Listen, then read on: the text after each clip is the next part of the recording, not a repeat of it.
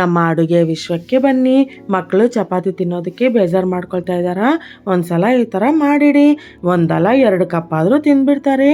ಇದಕ್ಕಾಗಿ ನಾನು 4 ಚಪಾತಿ ತಗೊಂಡಿದ್ದೀನಿ ರೀ. ಚಪಾತಿನ ರೋಲ್ ಮಾಡ್ಕೊಳ್ಳಿ. ಎಲ್ಲ ಈ ಥರ ಕಟ್ ಮಾಡ್ಕೊಳ್ಳಿ.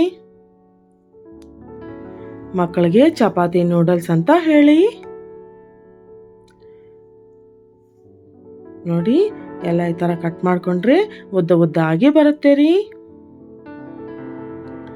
2 ಟೊಮೆಟೊ, 2 ಕ್ಯಾಪ್ಸಿಕಮ್, 2 ಈರುಳ್ಳಿ, 1 ಕ್ಯಾರೆಟ್ನ ಈ ಥರ ಉದ್ದ ಉದ್ದ ಆಗಿ ಹಚ್ಕೊಳ್ಳಿ.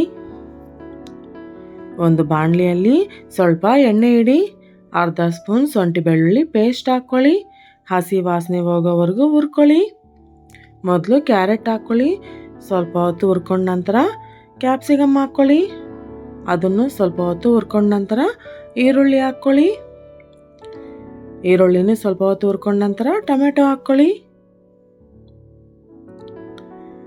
ಎಲ್ಲ ಚೆನ್ನಾಗಿ ಹುರ್ಕೊಳ್ಳಿ.